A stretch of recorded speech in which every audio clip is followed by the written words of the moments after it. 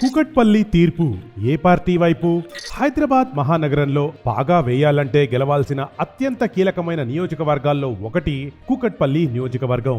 మరి అలాంటి సెగ్మెంట్ లో ఈసారి కూడా కారు జోరు కొనసాగుతుందా, లేక హస్తం పార్టీ పాగా వేస్తుందా, లేకపోతే కాంగ్రెస్ బీఆర్ఎస్ కుమ్ములాటలో సైలెంట్ కిల్లర్లా ఎంట్రీ ఇచ్చిన బీజేపీ జనసేనల అలియన్స్ ఈ సెగ్మెంట్ ను సొంతం చేసుకుంటుందా?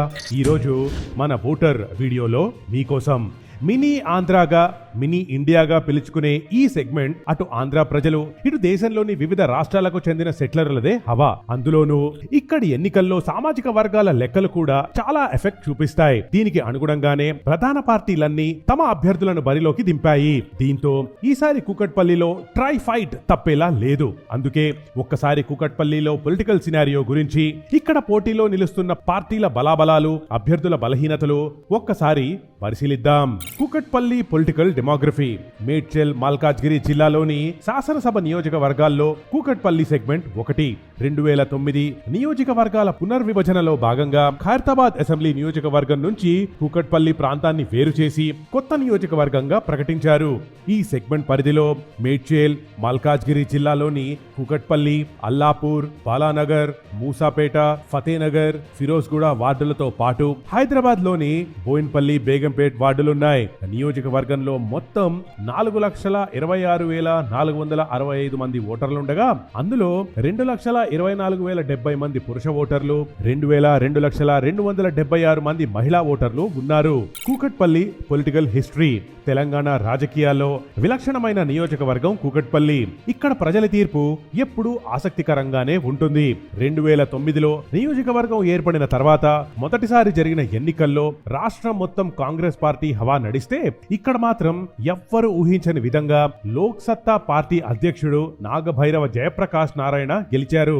ఆ తర్వాత 2014లో తెలంగాణ ప్రాంతం ఏపీ నుంచి విడిపోయి పూర్తిగా కొత్త రాష్ట్రంగా ఏర్పడింది. దీంతో అదే ఏడాది తెలంగాణ అసెంబ్లీకి జరిగిన తొలి ఎన్నికల్లో తెలుగుదేశం పార్టీ దాదాపు కనుమరుగైంది. కానీ కూకట్పల్లి ప్రజలు మాత్రం ఆంధ్ర సెంటిమెంట్ తో టీడీపీ తరఫున బరిలో నిలిచిన మాధవరం కృష్ణారావును గెలిపించుకున్నారు. అయితే 2018లో కృష్ణారావు టీడీపీని వదిలి గులాబీ పార్టీ కండువా కప్పుకున్నారు. దీంతో టీడీపీ వ్యవస్థాపక అధ్యక్షుడు నందమూరి తారక రామారావు కుటుంబానికి చెందిన నందమూరి వెంకట సుహాసినిని బరిలోకి నిలబెట్టింది టీడీపీ. కానీ ఇక్కడి ఓటర్లు ఈసారి అనూహ్యంగా సైకిల్ పార్టీని కాదని కారు గుర్తును గెలిపించారు. అయితే ప్రస్తుతం తెలంగాణలో టీడీపీ పూర్తిగా కనిపించకుండా పోవడంతో ఈ స్థానంపై జనసేన పార్టీ కన్నేసింది. బీజేపీతో పొత్తు నేపథ్యంలో ఈ సెగ్మెంట్ నుంచి పోటీ చేసే అవకాశాన్ని దక్కించుకుంది. కానీ అటు బీఆర్ఎస్ నుంచి మరోసారి మాధవరావు కృష్ణారావుతో పాటు కాంగ్రెస్ నుంచి బండి రమేష్ లాంటి బలమైన ప్రత్యర్థులు బరిలో నిలవడంతో వారితో జనసేన ఏమాత్రం పోరాడగలుగుతుందో చూడాలి. చెప్పుకోదగ్గ అభివృద్ధి ఏం జరిగింది? కూకట్పల్లిలో జరుగుతున్న అతిపెద్ద అభివృద్ధి ఏదైనా ఉందంటే అది అక్కడి భవనాలు, ల్యాండ్ రేట్లు ఎప్పటికప్పుడు పెరుగుతుండడమే. దీంతో రియల్ ఎస్టేట్ వ్యాపారం కూడా జోరుగా సాగుతోంది. అంతేకాకుండా పురపాలక శాఖ ఆధ్వర్యంలో చేపట్టిన బోయిన్ చెరువు రీటైనింగ్ వాల్, స్మార్ట్ వాటర్ నాలా, ఐడియల్ చెరువు అభివృద్ధి చేయడం, కేపీహెచ్బీ కాలనీ 7వ ఫేజ్ లో ఆధునిక వైకుంఠధామం నిర్మాణం, ఆలీ కాంప్లెక్స్ నుండి ఆర్ఆర్ నగర్, ప్రాగా టూల్స్, బోయిన్పల్లి వరకు స్మార్ట్ వాటర్ నాలా నిర్మాణానికి శంకుస్థాపన, ఇలా అనేక అభివృద్ధి కార్యక్రమాలు జరిగాయి. ఈ సమస్యలు తీర్చేదెవరు? గ్రేటర్ హైదరాబాద్ పరిధిలో మినీ ఆంధ్రాగా పేరున్న కూకట్పల్లి ఎంతో కీలకమైన నియోజకవర్గం. 5 లక్షల వరకు జనాభా ఉన్న ఈ ప్రాంతంలో అనేక సమస్యలు ప్రజలను ఇబ్బందులు పెడుతున్నాయి. అందులో ముఖ్యంగా డ్రైనేజీ వ్యవస్థ అస్తవ్యస్తంగా ఉండడం, తాగునీటి సమస్యలు, రోడ్లు గుంతలమయంగా మారడం, ట్రాఫిక్ కష్టాలు పెరుగుతుండడం ప్రధాన సమస్యలుగా ఉన్నాయి. అలాగే 2018లో బీఆర్ఎస్ ప్రభుత్వం ఇచ్చిన 100 పడకల ప్రభుత్వాసుపత్రి హామీ ఇప్పటికీ నెరవేరకపోవడం, పార్కుల నిర్మాణం జరగకపోవడంతో ప్రజల్లో అసంతృప్తి నెలకొంది. దీనికి తోడు స్థానికుల ఆరోపణల ప్రకారం కూకట్పల్లిలో భూములు, చెరువుల కబ్జాలు పెరిగిపోయాయి. ఇల్లు కట్టినా, దుకాణం పెట్టినా, ఏ పని చేసినా వసూలీ గ్యాంగులకి మామూళ్లు చెల్లించాల్సి వస్తోంది. ఇలాంటి సమయంలో ఈ దఫా కూకట్పల్లి ఎన్నికలు చాలా ప్రాధాన్యం కానున్నాయి. దీంతో ఇక్కడ నుంచి ఎన్నికల బరిలో నిలిచిన అభ్యర్థుల గురించి మాట్లాడుకుంటే బీఆర్ఎస్ టికెట్ పై మాధవరం కృష్ణారావు ఒకప్పుడు టీడీపీ లీడర్, ప్రస్తుత బీఆర్ఎస్ సీనియర్ లీడర్, వరుసగా 2 సార్లు కూకట్పల్లి ఎమ్మెల్యేగా విజయం దక్కించుకున్న నాయకుడు మాధవరం కృష్ణారావు. 1985లో టీడీపీ ఆవిర్భావం నుంచి కృష్ణారావు పసుపు జెండా మోస్తూనే ఉన్నారు. 2014లో తెలంగాణ రాష్ట్రంలో జరిగిన తొలి అసెంబ్లీ ఎన్నికల్లో మొదటిసారి టీడీపీ తరఫున ఎమ్మెల్యే టికెట్ పొందడమే కాకుండా రాష్ట్రం మొత్తం కారు జోరు కొనసాగుతున్నా కూకట్పల్లిలో గెలుపు జెండా ఎగరేశారు.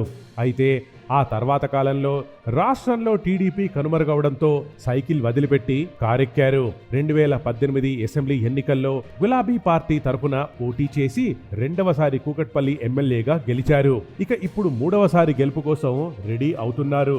కాంగ్రెస్ జెండాతో బండి రమేష్ బీఆర్ఎస్ నుంచి ఎమ్మెల్యే టికెట్ దక్కలేదనే కోపంతో గులాబీ పార్టీని వీడి కాంగ్రెస్ లో చేరారు బండి రమేష్. శేర్లింగంపల్లి నియోజకవర్గ నాయకుడిగా బీఆర్ఎస్ రాష్ట్ర ప్రధాన కార్యదర్శి బండి రమేష్ కి ప్రజల్లో మంచి పాపులారిటీ ఉంది. ఈ పాపులారిటీ ఆధారంగానే నేరుగా రాహుల్ గాంధీ సమక్షంలో హస్తం పార్టీలో చేరారు. ఈ దఫా ఎన్నికల్లో పార్టీ నుంచి కూకట్పల్లి టికెట్ కూడా దక్కించుకున్నారు. అయితే 40 ఏండ్లుగా కాంగ్రెస్ పార్టీకి సేవలందించిన సీనియర్ నాయకుడు గొట్టిముక్కల వెంగళరావును కాదని బండి రమేష్ కు హస్తం పార్టీ టికెట్ దక్కడంతో వెంగళరావు పార్టీకి రాజీనామా చేశారు. అయినా ఆయన క్యాడర్ కూడా దాదాపు పార్టీని వదిలిపెట్టేసింది. బీజేపీ జనసేన ఉమ్మడి అభ్యర్థిగా ముమ్మారెడ్డి ప్రేమ్ కుమార్ భవన నిర్మాణ కార్మికుడిగా జీవితం మొదలుపెట్టి బిల్డర్ గా, రియల్ ఎస్టేట్ వ్యాపారిగా ఎదిగిన నేత ముమ్మారెడ్డి ప్రేమ్ కుమార్ ప్రస్తుతం greater Hyderabad west zone builders association అధ్యక్ష పదవిలో కొనసాగుతున్నారు. ముమ్మారెడ్డి ఒకప్పుడు తెలుగుదేశం పార్టీలో క్రియాశీలకంగా పనిచేశారు. 2018 అసెంబ్లీ ఎన్నికల్లో కూకట్పల్లి నుంచి టికెట్ ఆశించినా నందమూరి సుహాసినికి టీడీపీ టికెట్ ఇవ్వడంతో ఆమెకు మద్దతిచ్చారు. ఈ ఏడాది ఆగస్టులో ఆయన బీజేపీలో చేరారు.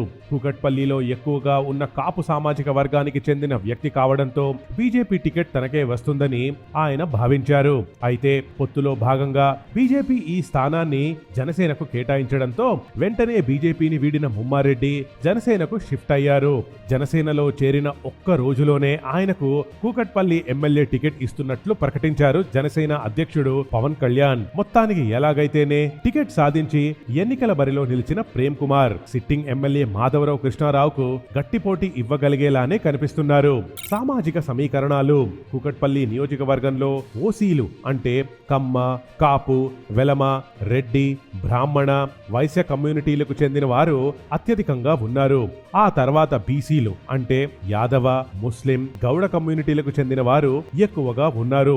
వీళ్లు కాకుండా ఎస్సీలు, ఎస్టీలు, సెట్లర్లు ఇక్కడ ప్రధాన ఓటు బ్యాంకుగా చెప్పుకోవచ్చు.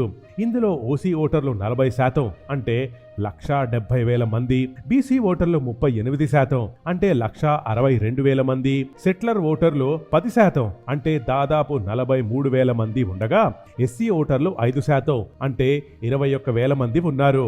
ఇక ఎస్టీ ఓటర్లు 2% అంటే 8,500 మంది, ఇతర కమ్యూనిటీలకు చెందిన ఓటర్లు 5% మంది అంటే 43,000 మంది ఉన్నారు. కాపు సామాజిక వర్గం ఓట్లు కీలకం.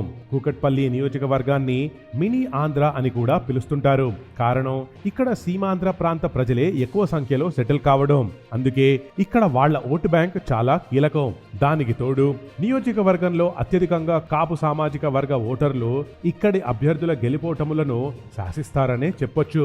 అందుకే రాజకీయ పార్టీలు కూడా ఇక్కడ ఆ సామాజిక వర్గానికి చెందిన నేతలనే బరిలో దింపుతుంటుంది. ఇది కూకట్పల్లి సెగ్మెంట్ పొలిటికల్ స్టోరీ.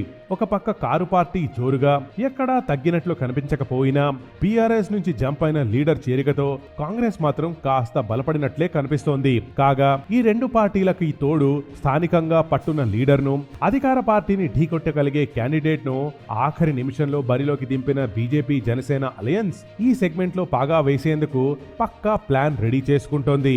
మరి మినీ ఆంధ్ర ఈసారి ఎవరి సొంతం అవుతుందో ఖచ్చితంగా తెలియాలంటే ఇంకొన్ని రోజులు వెయిట్ చేయక తప్పదు. Hit TV app, all the success for their launch.